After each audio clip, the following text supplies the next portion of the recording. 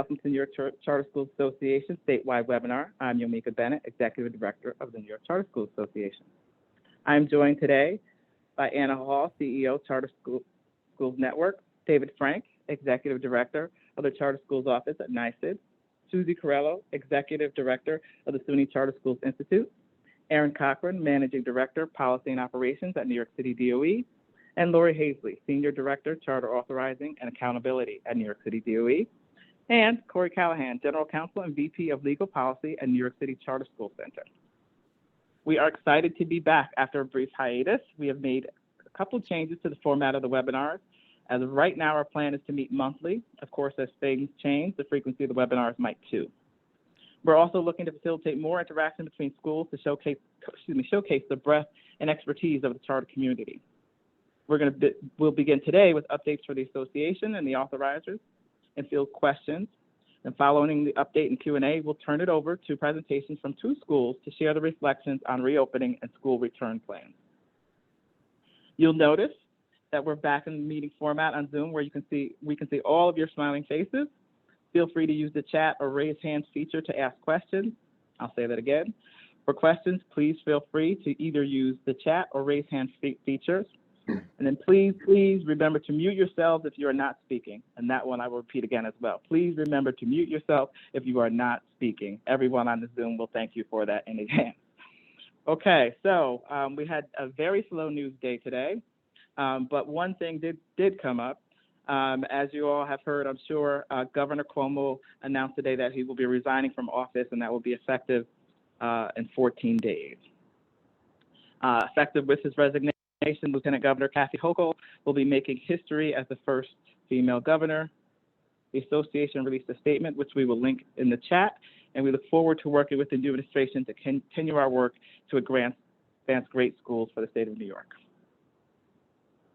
Move on to another recent headline, which comes from the New York State Department of Health regarding reopening guidance.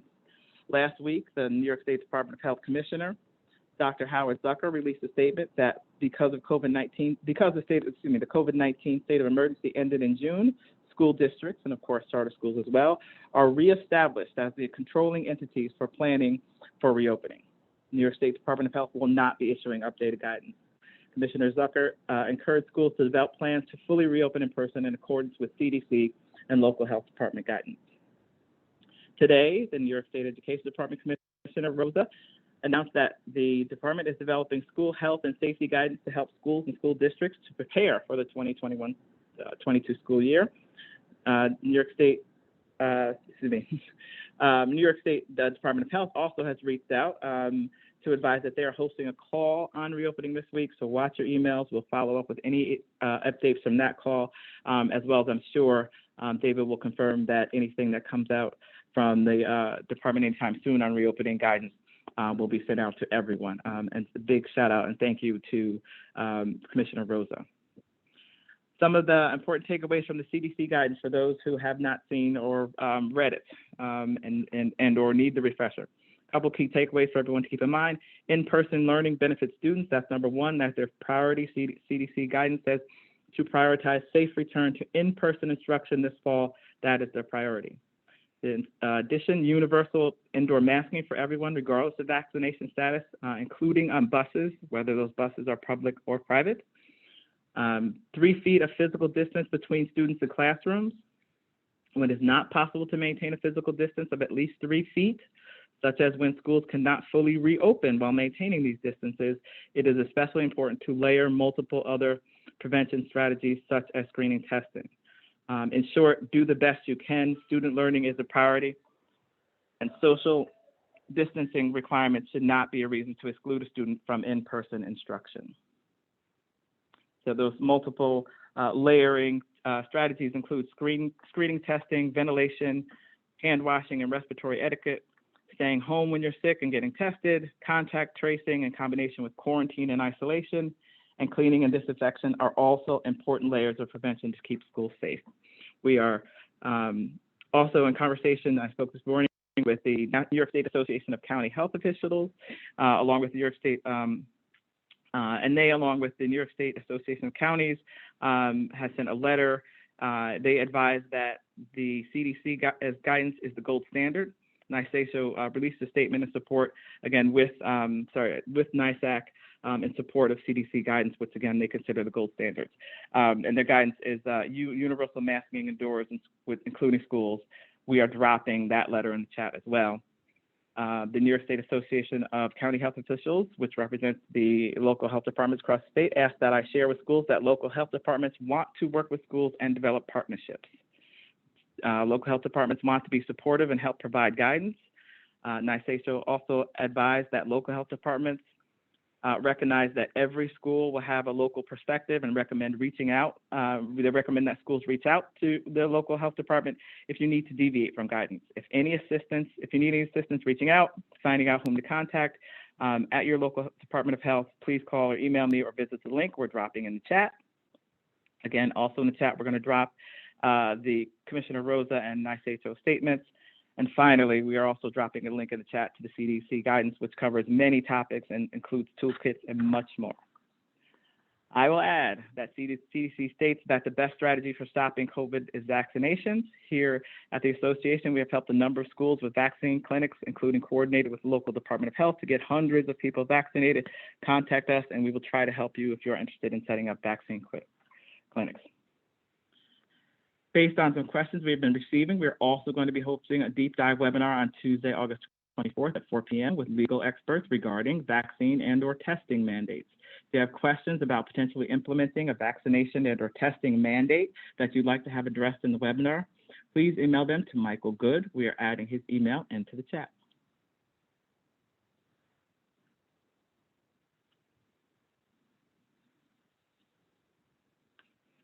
We're going to move on to the HERO Act and charter schools. We have received some questions from schools about the HERO Act, which was a law passed that sets new indoor health and safety standards for buildings that employers must follow. You may have also received information about this law, but we wanted to notify school leader community that public schools, including charters, are excluded from these regulations. It is not required that your schools take the action specified in this law. For further questions about the HERO Act, please reach out to Michael Good. More information about the HERO Act can be found at the link that we're dropping in the chat. The association will be hosting a webinar on Thursday, August 12th at 4 p.m. to discuss how charter schools can be part of a nationwide lawsuit against the e-cigarette company Juul to protect the health and interests of their schools and communities. Schools should join to learn more from the lawsuit plaintiffs about how they can join other New York schools and charters to be part of this effort, which may result in funds for schools to combat vaping. A link to the event is being dropped in the chat. More on the webinar on Tuesday the 24th regarding legal advice on vaccine and testing mandates. The webinar will feature legal and medical experts.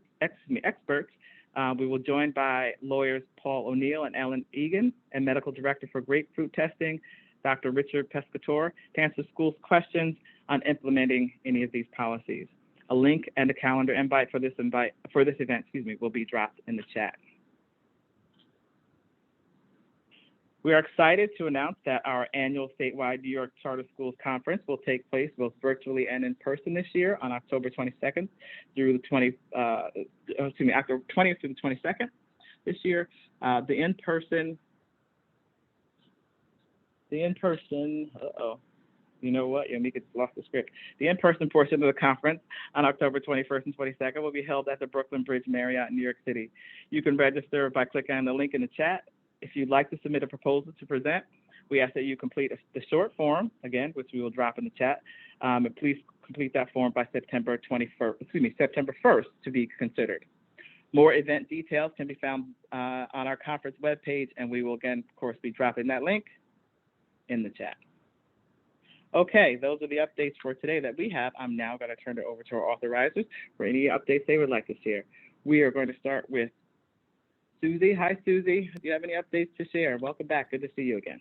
Hi, everyone. It is joyful and nourishing for me to look at all of the faces. I cannot thank the association enough for including everyone's opportunity to see you. We miss you a bunch. We are very busy in the throes, as are many of you. I think we have 27 renewal votes this year. And so we are gearing up to work with you to get renewals done this year. We already have some revision requests in that we're trying to figure out how to get on the calendar.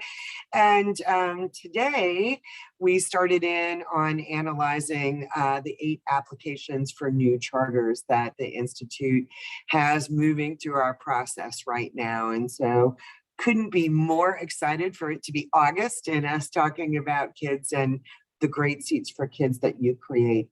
A couple of reminders just on the Institute's, from the Institute's team. The Accountability Progress Plan reports are due on the 16th. I think that's Monday. If you have questions or run into some sort of challenge with that, please reach out. Feel free to reach out to me, but really, you know who does this and makes it all happen the right way, and that's Jeff Wasbus on the team, or Andrew Kyle. And also due on the 16th are the renewal applications, and Sinjin Bucknell on our team is managing all of that. But again, reach out to any one of us if you've got questions or a challenge to get them in, and we'll help navigate that with you. And it's just again, great to see all of you. All right, great. Thank you, Susie. Hi, David. How are you? Welcome back. Thank you, Yumika. It's good to be back. Good to see everybody. I have 3 updates. One, the department is coming out with health and safety guidance, as you saw from the email this morning. And we anticipate that guidance will be released late this week. So the goal is to get it out to the field late this week. And as you mentioned, it will be based on CDC guidance as well as guidance from the American Academy of Pediatrics. And we're all working hard to put that together. Also, a reminder that ARP ESSER applications, part 2 of the application, are due on the 31st of August, unless you've asked and been granted an extension. So just keep in mind that there's that ARP ESSER requirement and out there. And then lastly, we also have 27 renewals this year, and the renewal applications for Board of Regents authorized charter schools is due on the 16th of August. And so renewal schools know who they are and what's due on the 16th, everything benchmark 2 through 10. And otherwise, we're keeping busy this summer, and I'll turn it back to you, Yumika. All right, great. Thank you. I want to make sure I'm checking to see if Lori on the call. I'm on. I was on a bit late, but I am on. Hi, Lori. Good to see you. Welcome back. Thank you. Good to see you as well. Thank you. I have a few quick updates. One, just want to echo everyone. It's really great to see so many faces on here, and hope that everyone is having a good summer. So schools going through renewal, we have 10 schools going through renewal this school year. Just a reminder, I'm sure you all know that your renewal application and documents are due September 1st. And all other schools authorized by the chancellor but not going through renewal, your first set of documents that are due to us, that first due date is October 1st. So just that general reminder to chancellor authorized schools. That's it. Okay, great.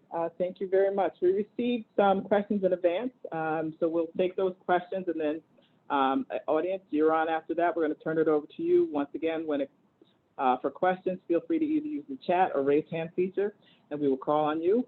And thank you so far for being mindful about being on mute. With our first question, which regarding vaccine mandates in charter schools. Question is, UST representative has stated that the mayor's order for teachers to be vaccinated or tested has not yet been accepted by the DOE. Question is this true, or do schools have to wait for the union to agree to that mandate to require it for charter school union teachers? I mean, for charter schools under the CBA, there's a separate set of rules, but I would just remind people that the New York City DOE is its own LEA, and So if you're a New York City charter and you're looking for what New York City's doing, I think that that's a little bit misplaced. You should be seeking guidance for your own LEA, just like other LEAs across the state, from Buffalo to Yonkers, do for their schools. But we would recommend that you speak to your legal counsel and you follow CDC guidance regarding that. Great, thank you, David. Okay, our next question: if a school cannot follow social distance best practice or keep students in the same cohort, should we just do our best? And I'll go ahead and take advantage and answer that question. Do your best. I will turn it over to the authorizers for if they have another answer, if they want to add to that. But CDC guidance essentially is to practice social distancing, except if it excludes students from in-person learning. And in that case, and in all cases, you should the practices should include the strategies for layering different strategies, including hand washing, ventilation, etc. And certainly, indoor masking, universal masking is required according to CDC guidance. The authorizers want to add anything to that? I put the exact quote from the CDC guidance in the chat. And there's certainly, I think you're spot on, Yumika. Okay. Great, thank you, David. Thank you for adding that. Dropped in the chat. You're always spot All on, right. Yumika. Well, my kids might differ on that. While the next question, will we still receive funding if we teach part or all of the time remotely? I didn't quite hear you, Yumika. Could you just repeat the question? Sure. The question is, will schools still receive funding if they're teaching only part-time, or if they teach 100% remotely? So is there funding? I think this is aligned with the question that Steve asked in the chat. In terms of, and David, maybe this is a little crystal ball for you, previous communication from SED seemed to open the door to remote instruction continuing to be an option from a charter perspective, specifically if schools offer a remote option either to some or all of their students for some or all of the year or part of the year. Will that still be considered enrollment from a reimbursement, from a core aid perspective? Were you going to say something, Susie? I was going to say that, at the end of the day, it'll be the state of the districts that make some determination about how funding is going to flow. Every one of you that I have spoken to are prioritizing as many kiddos in the building for as many hours as is smart and reasonable for them to ameliorate the learning losses that we know probably existed from the last year and a half. So for SUNY authorized charter schools, we have determined that we're going to give as much flexibility, as we can, under the goal of trying to get as many kiddos in the classroom as possible. And what the billing will look like, I'm hoping, David, that's going to come as part of the guidance from the commissioner later this week. So that won't be in the guidance from the commissioner this week. However, I do think that it's already covered in the commissioner's letter to the field from the 29th of July. And I will put a link to that letter here in the chat. And you can look at the top of page 2 of that note of that letter, and it says, and I know it says district, but I did confirm that charters are applicable to this as well. It says, while the department will not require schools that are open for full-time in-person instruction to provide online or remote instruction, districts and charters may work with students and families to offer remote options if it is deemed to be in the best educational interest of the student. And then it goes on. And who determines if it's in the best educational interest of the student? You do as the superintendents or the leaders of your local education agencies. But I would wholeheartedly agree with Susie. We think in-person is best. there's some school, I don't know of all the schools, but I do know that there's a SUNY authorized school that's already started, and they're doing a hybrid approach.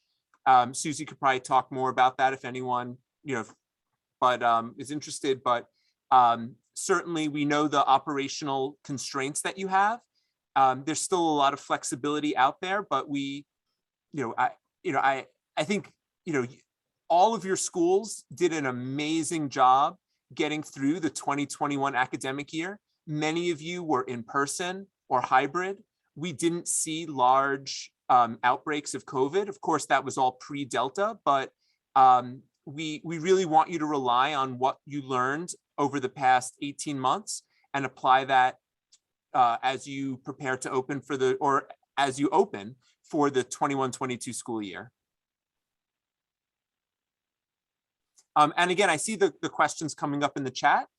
And I would refer you back to that July 29th memo where it clearly says that districts and charters may work with students and families to offer remote options if it is deemed to be in the best educational interest of the student. And at the risk of jumping in here with nothing but sort of the armchair seat with popcorn, there are lots of districts with lots of independent authority that have already made lots of signals about their intent to make these options available. And so I think, while we all have wanted a lot more clarity a lot sooner at every minute in the last 18 months, I think that, similar guidance to what we've given in the past, and, Lori, Erin, Anjali, Corey, David, Susie, our great cast of characters on these Tuesdays, please feel free to disagree. But if you make the best decision for your students right at this minute, and you communicate that clearly to your parents, to your students, and to your authorizer, in full knowledge of, in particular, the CDC guidance, at this point, I would go forward. Even if that includes a remote option for a minority of students or a time limited amount of time, because I think one of the other overarching things that we've heard is the huge emphasis that every entity is placing on in-person instruction. David, Susie, Lori, Erin, Corey, Anjali, Yamika, feel free to disagree, agree, disagree. And all 203 people here, you are great brains and you have been doing heroes work, and we purposefully changed the format. So if you want to participate, please feel free to raise a hand or unmute or anything like that.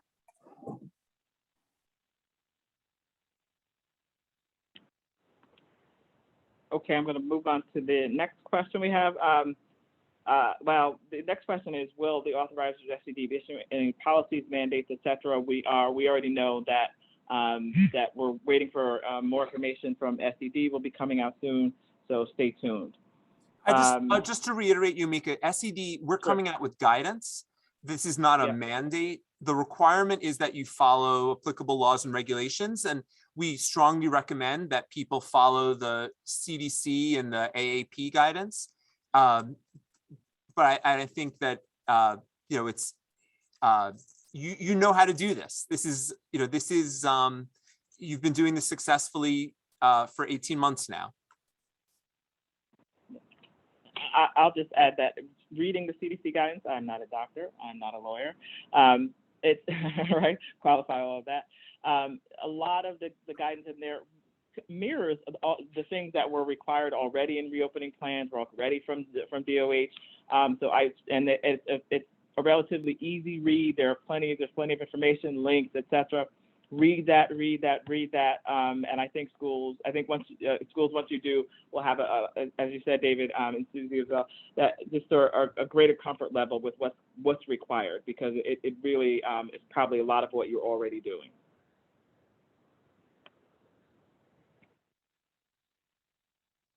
And again, if you have questions, well, I won't say we have answers, but we have resources and happy to connect with people and chase those down.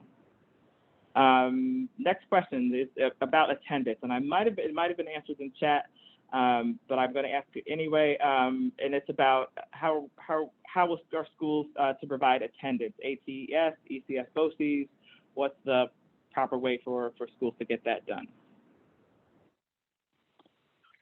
Hey everyone, good evening, afternoon. I've lost sense of all track of time. I can chime in here for New York City schools. We are confirming what the path will be in terms of schools that prefer to use ATS, but as always, Eastern Suffolk BOCES will remain an attendance capture pathway. So if you are trying to make plans, I would strongly suggest that you just plan on submitting it with Eastern Suffolk BOCES this year. I think that we are watching what the templates are going to look like. So if you are trying to plan for how to keep track of your attendance, maybe in your own student information system or in whatever system you are keeping that information, I would recommend continuing to separate whether the attendance was remote attendance instruction or present. And I know that there's been some great conversation here about whether you have the option of offering remote coursework. And I think I just want to also bring to the conversation that I think folks on this call just realistically should expect at least one or more classrooms to have to quarantine this year. We have already seen it with summer rising schools. We've already seen it with the charter schools that opened at the start of this month. Classrooms are already closing because of cases. So I would encourage folks to continue to keep track of remote versus in person in whatever attendance capture system you are maintaining locally. Great, thank you. And now I'm going to turn it over to Corey and Aaron for some New York City focused update or questions. Thank you, Mika. I just wanted to start with an announcement because we've seen some of you in New York City on the sector-wide calls that we have every 2 weeks, and we will have another one this Friday. But before we get to that, I just want to make sure that New York City schools are aware that now the DOE will provide COVID-19 testing for your students if you want to be part of the DOE's testing program this year. This was something we fought for last year. Some of the schools are on. I see Zeta, I see Renaissance. We're part of a lawsuit we filed, and so we were successful. So I don't want schools to miss the opportunity if you want to, because you do need to request to be part of the DOE's testing program. If you link into what I just chatted, you can see how to do it. It's very simple. It is, as Erin has mentioned many times on these calls, please put in a ticket in the Mojo Help Center and let them know that you want to be a part of it. The details of the testing program have yet to be announced for the city. I see a lot of questions in the chat. Folks are wanting to know how often is DOE going to test their students, what percentage. Those questions are still not answered, but what is now clear is that all New York City charter schools can do this, will get the same service. So once that is announced, whether it is, I think some of you may know for the Summer Rising program, it's 10% a week. Earlier in the year, it was 20% a week. Before that, it was 20% a month. It's definitely, it's moving, and I think it could change even based on how the Delta variant is coming out. So I would really make sure if you're a charter school interested in it, you get in now so DOE can plan for that. I know the charter school office is working very hard to get that program off the ground and also to provide everyone with more details. And then the second thing I'll say, as we will be, as Yumika said, schools need to be working with their local Department of Health. And we've been fortunate that the NYC DOH has been working with the charter sector in New York City for the last year. And so we will continue that partnership in those calls. And I'm putting in the chat right now an invite for those calls if you need to join it. So with that, I'm going to start. Erin, I don't know if you want to start with any announcements or if you want me to go straight to some questions for you. I have just one quick announcement, and we will be sharing this in the Charter School Weekly, but we know that as with any school year, folks leave to move on to other opportunities and we hire new folks. So we are very urgently in need of your updated contact information for all of your key folks. So we are going to, in the C Weekly today, share information on how to provide that in the Charter Information Portal. It will be the same thing that you may have done last summer or that you may have continued to do during the course of this year. So just please watch for that. We are already hearing from folks that situation room information is maybe not flowing to the right folks because we don't have up-to-date contact information. So it's just incredibly urgent for every piece of communication, but in particular for student and staff safety, that we have your most updated contacts. So just please watch for that. Great. And this actually kind of dovetails into one of the questions that I'm seeing in the chat, but I just will ask it because it was submitted in advance too, is will the situation room still be the entity responsible regarding pod and school closures in co-located schools? Yes, so the situation room is still going to be coordinating that information with test and trace for schools in DOE buildings. Okay. And then for schools that are not in DOE buildings, will it be the New York City Department of Health that will be giving schools guidance on closures? Correct. It is the same guidance as last year. And I also see that there was, and I already touched on this a little bit, but I got some questions. Is closure even going to be a thing? Yes. As I mentioned, some summer rising buildings did close over the summer. We already have classroom closures. So just know that that is a possibility already. And then another question, Erin, is will there be any updates to some of the closure policies that NYC DOE or NYCU DOH was following for the 2021 school year that schools should be looking for? So I believe the big updates we already made at the end of last school year, where the closures would be happening at the school level, not the building level, unless some kind of information is leading test and trace to think that transmission is widespread in the building as opposed to the school. So I believe that a certain number of cases triggers an investigation, but a closure of a school is going to be evaluated on a case-by-case basis. And test and trace is really going to be evaluating, is there widespread transmission within the school as part of the evaluation of whether to close the school. And I would just point out for test and trace, they will be consulting on not just school closure decisions in co-located space, but also in private space. I see some questions in the chat that have come up about NYC specific, isolation room. And so I think the question is, I'll ask it first is, do we expect that New York City Department of Health is going to be releasing any guidance now that the state has decided not to release any guidance that will cover all schools in New York City?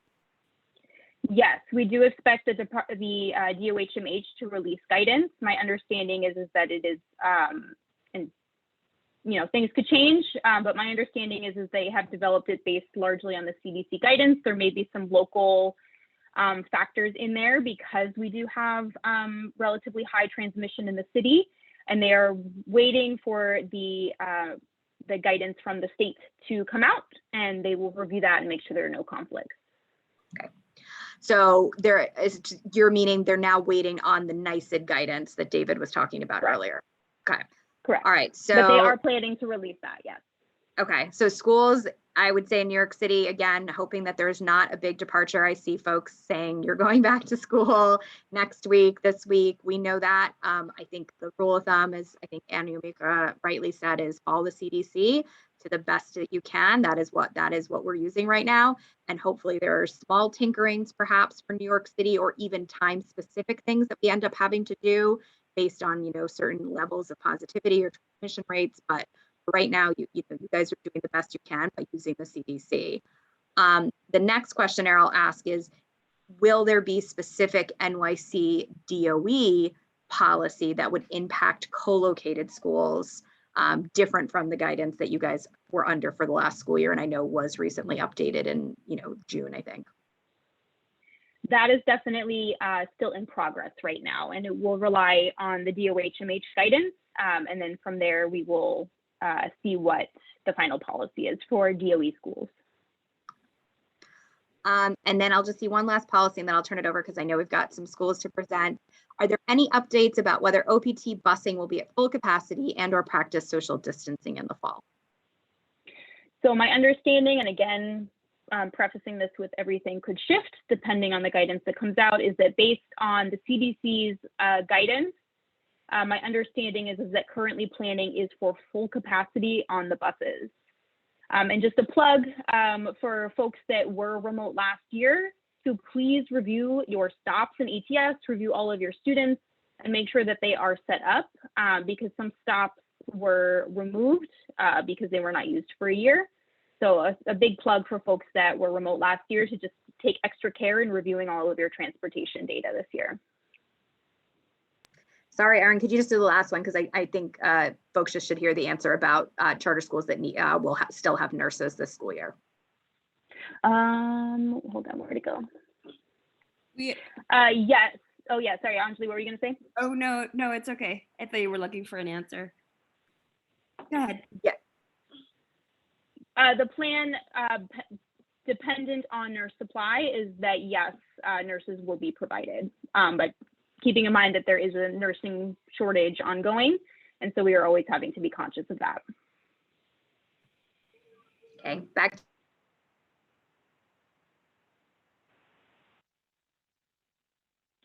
All right, great, thank you. So we have all the questions wrapped up. Now we're going to turn to our presentation. Thank you to the schools who are present today. We're going to go to our focus topics presentations. We're thrilled today to be joined by two schools who are going to be sharing their thoughts and preparations for the start of the school year. I'm going to turn it over to David Frank to introduce our first charter school presenter. Thank you, Yumika. So I'm introducing Reach Academy Charter School. Reach Academy is a elementary school in the Buffalo City School District. They serve kindergarten through grade 5, and they're in year 5. The 21-22 school year will be year 5 of operation. Reach is a very different school. All of the classrooms are designed as mini real-world environments based on developmentally appropriate themes, and it is quite a sight to behold. If you haven't seen these incredible classrooms and you happen to be in Buffalo, I would highly recommend that you reach out to their school leader, Linda Marzalak, and she can talk to you about the themes, and as students get older, they develop into broader, more sophisticated concepts. It really is innovative, but Reach also, it really epitomizes the concept of joyful rigor. Kids have fun, but they are focused on, they have a balanced literacy approach. They work very closely with their core academic team to ensure that students are learning their academic core concepts. At the same time, they are ensuring that students have access to a wider world, and they think very deeply about equity and access. So I'm really glad that Linda and her team can join us and to tell us a little bit about what's happening at their school. Great, thank you, David. I'm gonna, Mike Olson is with me. He's our Director of Facilities and Technology, and he's also going to put up share a screen right now, Mike, to share just a couple slides on a PowerPoint. And also I have Mr. Lee Pierce with me. He's our Director of Strategic Planning for Reach, and he's going to join me as well. So that's perfect. And we want to advance to the next one. Great. So we have to remember that safety really is our biggest priority. We have to make sure that we convey this to our parents first and foremost.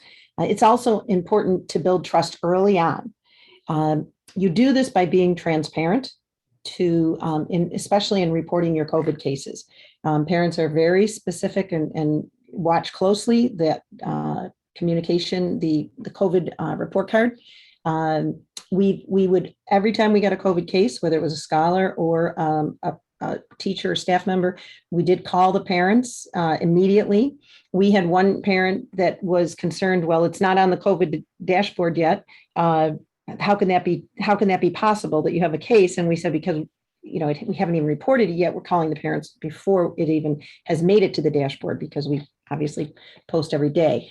And so I think this really helped quite a bit in terms of developing that trust and allowing them to feel comfortable sending scholars back to us full time, for those, especially those that were vulnerable or that parents were particularly concerned about immune disorders.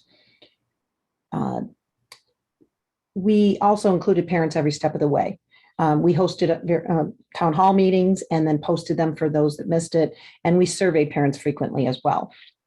And then next slide, you're going to see Mr. Olson's going to talk a little bit about the cleaning and facilities under our health and safety plan. Well, good afternoon, everybody.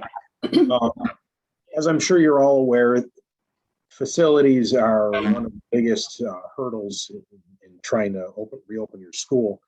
And it really is redesigning the space and reorganizing the school, as a whole. So I'd like to talk a little bit about cleaning. As per guidance, we have installed alcohol-based hand sanitizers in every room, every office.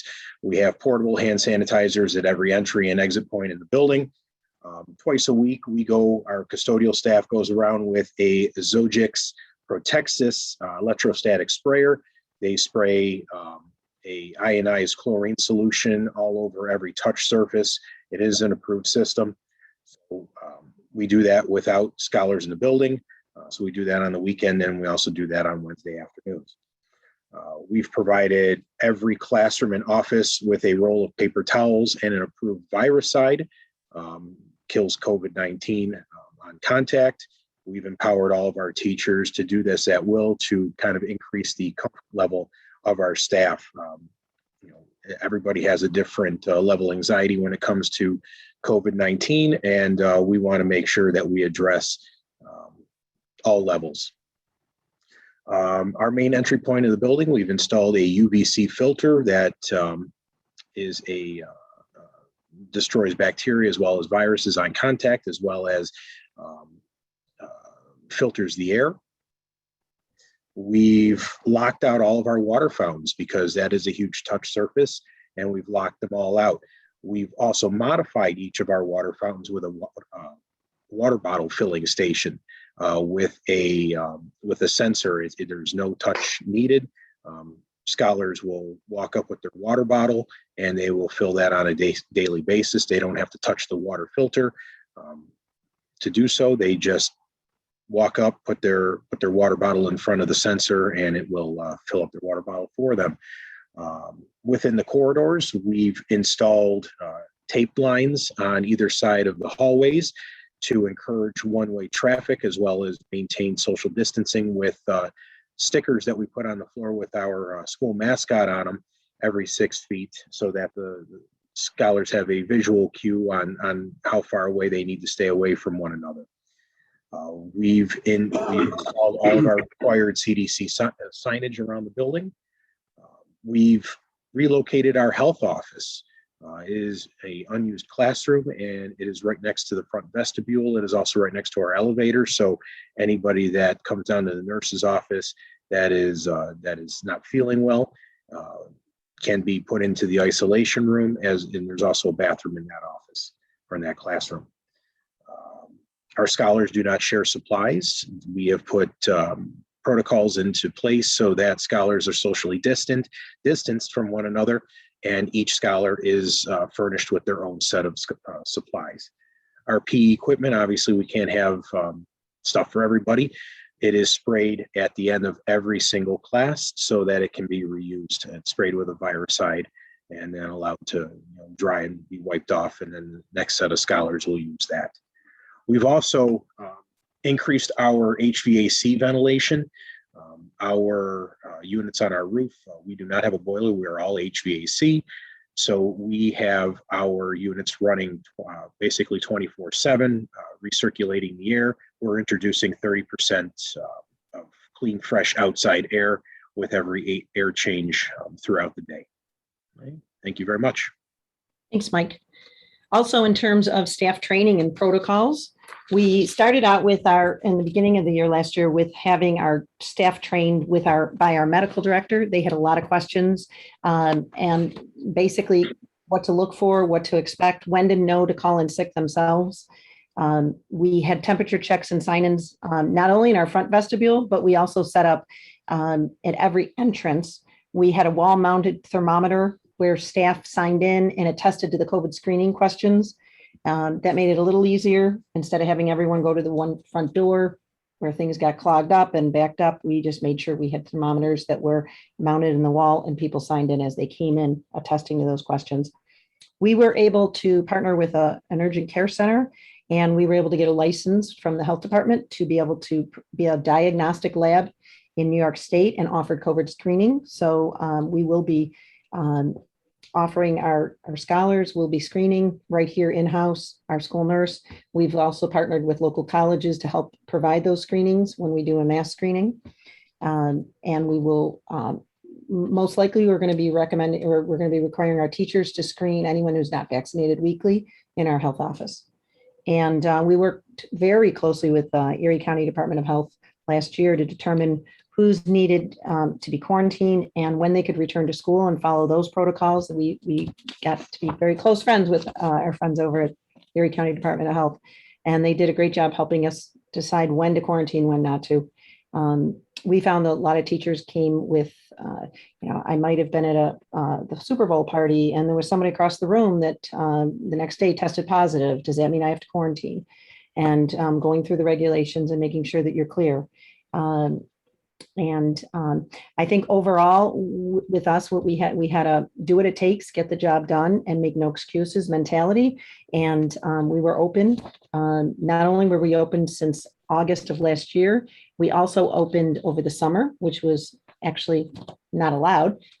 However, David helped us out and gave us a way to get around that in terms of opening by, we partnered with a childcare agency that had the jurisdiction to open. And at their partner, we were able to open for 25 days, full days for our scholars. We had buses. It also helped us to practice last year so that we would be ready in August. And we did not have one case of COVID during the summer session. Then we came back in August. We were open 4 days a week throughout the year. And we wanted to make sure that our scholars were comfortable and used to being able to being able to work remotely. We thought if we were shut down, we would be behind the game if we didn't have that already in place. So every Wednesday we had remote learning for all of our scholars. And then on Wednesday afternoons, our teachers were able to have some planning time. And so we were able to keep our scholars in 4 days a week full time. And then even when, Governor Cuomo Buffalo was put in the orange zone back in November of last year, everyone was shut down for at least 4 days. We were able to screen our entire population. We were able to open back up within 4 days. So we were really proud that we were able to keep that going. We have other things to consider. Mr. Pierce is going to talk a little bit about remote versus in-person learning. Good evening, everybody. As one can imagine, many of you know, managing in-person with remote scholars was surely a challenge. However, we at Reach had the good fortune of having 2 teachers in each classroom, affording us the ability to share the instructional responsibilities. While one teacher was teaching the in-person scholars, the other was instructing the remote scholars in a synchronous manner. So that made for a good continuity of instruction, both in school and out. We started off with 171 remote scholars at the beginning of the year, and greatly reduced this number over time. This was due to the building of trust, establishing and building the trust with parents and guardians. By the end of the school year, we were down to approximately 35 scholars, many of which had family members who had either contracted COVID or dealt with an unfortunate situation due to that. So, very justifiable reasons for not returning. Managing supplies and books by units for remote scholars, again, had some challenging moments. We needed to quickly adjust our plans because many of the times, due to transportation issues and whatnot, parents weren't able to pick up those instructional materials. So we had to make sure that we had transportation to get those materials to them wherever they may be. So a lot of stumbling blocks, but things that when we put our heads together, were resolvable. Back to you, Mrs. Marzlack. Yes, I'm getting the 2-minute warning or the 1-minute warning that we need to wrap things up. Could we just real quickly, Mr. Olson, just talk a little bit about the impact on the budget, and then we'll close things up and go on to the next presentation. Sure, very quickly. As Mrs. Meyersleck said, we opened up for day camp last summer. Normally summer school costs us about $15,000. So last year it cost us about $150,000 to bring in about 100 scholars, and it really wasn't budgeted for. So when we talk about budget, make sure that you project out to make sure that you have enough money budgeted for summer camp or summer school. Masks, we've passed out over 9,000 masks this school year. We don't have 9,000 kids, but 9,000 masks were used because not every scholar brings a mask to school every day. We've purchased quite a bit of plexiglass dividers to ensure that we limit exposure and transmission. We've purchased a lot of extra furniture, a lot of extra technology that we were not planning for, as well as at-home supplies for our remote scholars. So I thank you very much, and I turn this back to Linda. Okay, and that's all we have. I know they want to move on to the next presentation, and I'm sure they'll open it up for questions after. All right, great. Thank you very much. Thank you, Linda. Thank you, Michael. Hi, Susie. I'm going to turn it over to you to introduce Coney Island Prep. Thank you. Great, thank you. I'm super excited to introduce Leslie Bernard Joseph from Coney Island Preparatory Public Charter School. That's the formal name in Brooklyn. And thank him for sharing today. If you don't know Leslie Bernard, you should. He's the Chief Executive Officer of Coney Island Prep. It was founded in 2009 as the first charter school in South Brooklyn. He and his team, as always, just like you, are working extremely hard to set their students up for success in the coming school year, and they've put in tremendous effort. So I'm excited to hear him talk about that now. Thanks a bunch. Leslie Bernard, over to you. Thanks so much, Susie. Also want to introduce our Chief Operating Officer, Ashley Weech, who will be joining me with this presentation. I'll try to be as quickly as possible to be respectful of everybody's time. Our biggest takeaway, we're going to take a slightly different approach than Reach. Our biggest takeaway for us as a leadership team heading into the school year was how do we manage the stress and uncertainty of coming back to school yet again on the edge of a pandemic without being in the same state of crisis mode that we had been for the past 18 months. We really want to reduce anxiety for ourselves as leaders, for our staff, for our kids, and for our families, and at the same time, increase predictability as much as possible. Now, as you can tell by our first day of school, that can be pretty challenging considering where we are. And so for us, it's been really about making sort of the decision points that we could make so that we could feel comfortable about where we are. I don't think it's a controversial statement to say that sometimes the timeline that decisions are made don't work for us as schools and as school leaders. And so when we think about this sort of funnel that decisions come down, at least up until a few hours ago, we had a very predictable sort of state government's cadence, and now it could be slightly different, but who knows? So really, I think the approach that we've sort of been taking and understood heading into this school year is that there is this spectrum, and it is easy, at least for us last year, to be more strict on the spectrum. And then there's questions about when and where we can be less strict. In order just sort of for us as leaders to provide the kind of stability that we wanted heading into the school year, we've decided to sort of take stakes in the ground and say, look, this is where we want to be heading into the school year. It is possible that we will need more flexibility, but we don't want to be held accountable to having to respond in Twitter-like speed. 2 weeks ago, I think it was on Monday that the mayor said we would have mandatory testing, mandatory vaccination and weekly testing. 2 days later, I think the governor came out and said the same thing for city employees. About half the day later, I think the federal government suggested that they would be doing this for some federal agencies. And then a week later, they announced a different testing regime or a different mandatory vaccination regime for restaurants and in-person dining and fitness centers.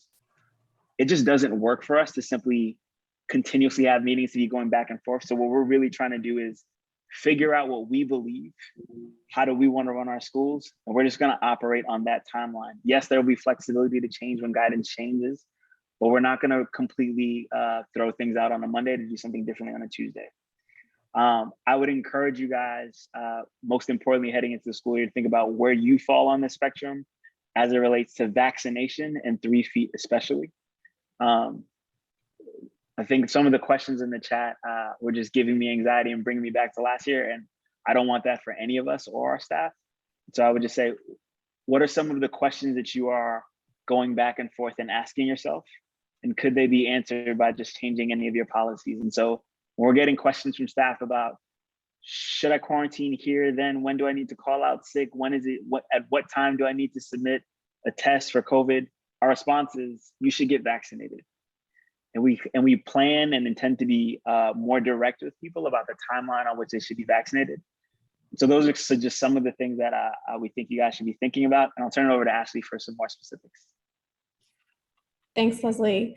So yeah, as came through in today's call, our timeline, all of us are operating on a timeline to serve kids that the state, the feds, the city may not be able to meet kind of all the answers to all the questions that were coming up today. So we're really relying on, as Leslie said, some kind of confidence around what we know is most important, and the CDC guidance has been really clear that bringing students back in person should be our priority.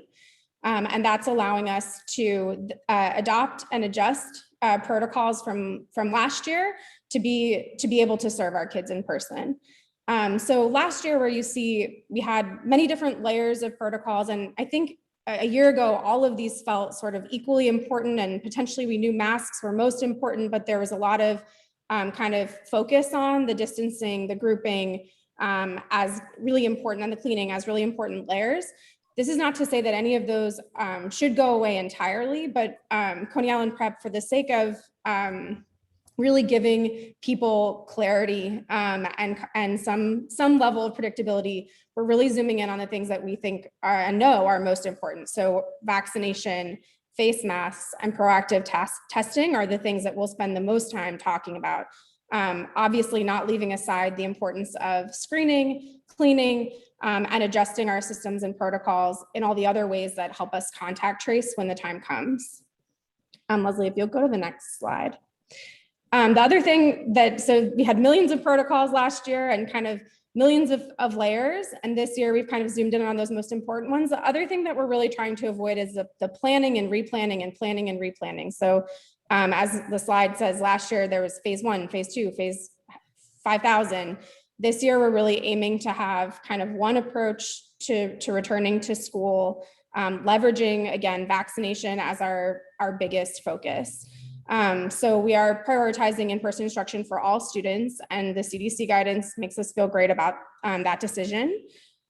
We are deprioritizing to a certain degree the quality of the remote learning that we'll be able to offer, because as all of us lived last year, hybrid models are really hard to pull off and really fairly serve the online kids. At the same time as we do the really good learning in person. And we are going to have really clear goals for how many people in our eligible population are vaccinated by certain dates. With all of that said, we know that there's a lot of still uncertainty and a requirement that we all are adaptable. So we will be sort of focused on that vaccination as our kind of, as Leslie said, our kind of like go-to like kind of effort when we do see the Delta variant impact our school. And for those of you who are in New York City that were asking yourselves, like, will the DOE do things that will make my building need to do things this fall that look the same or different than last year? If you're on a crunch time like we are, my advice would be to do what you knew you needed to do last spring to start, and then prepare people for the possibility that there may be some small tweaks and changes so that you have somewhere to start and aren't living in this place of uncertainty. And so, yeah, that's kind of our approach. I'm going to drop in the chat a document that we're using, similar to one that we used last year, that we're calling our back to school blueprint. If anyone is interested in perusing, it has all the specifics. Leslie, I'll turn it back to you in case there's anything else you want to add. Thanks.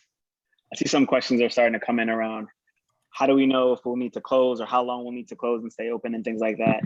I think Anjali mentioned that for schools co-located in DOE, it'll be the same situation room protocol in terms of reporting cases. And that for schools and private facilities, it'll just be Department of Health. It's as unclear to us whether or not there is a certain number of closures that will determine whether a classroom is closed or not. But I think what we're relying on right now is the CDC guidance around vaccinations. And so we are telling our staff members how important it is to be vaccinated, having one-on-one conversations with the last few holdouts who are not, so we are able to really serve all of our students in person, regardless of whether a single classroom might be closed or not. And in grades 6 through 12, we plan to have a vaccination drive in a couple of weeks to get as many of our students vaccinated as possible. And we do intend to tell students and families that participating in things like sports or after-school programs or things that create mixing across grade levels are only going to be possible for folks who are vaccinated, to help get the word out and help encourage as many folks to be as vaccinated as possible. So I'll turn it back over to Anna and the team, see if there are any questions. I know we might be at time. All right, great. That settles it for the presentation. There are a few questions in the chat, but I think they're being taken care of. So thank you everyone it's good to see you, good to have you back. We are wrapping up for the day. We thank you for joining us today in our new format for the statewide charter school webinars. We hope to continue this format. If it's something that you all love, please let us know. Reach out if you have suggestions for future focused topics or would like to hear from other schools on how they're addressing certain issues. Again, please let us know. You can email our Director of School Support, Michael Good, at mgood@necharters.org. Call us, email us, shout us out. Let us know what you need, how you need it, and we'll try to help you out. In the meantime, stay safe, and we'll see you next time. All right, and watch your emails. You know we're good for that. Bye, everyone.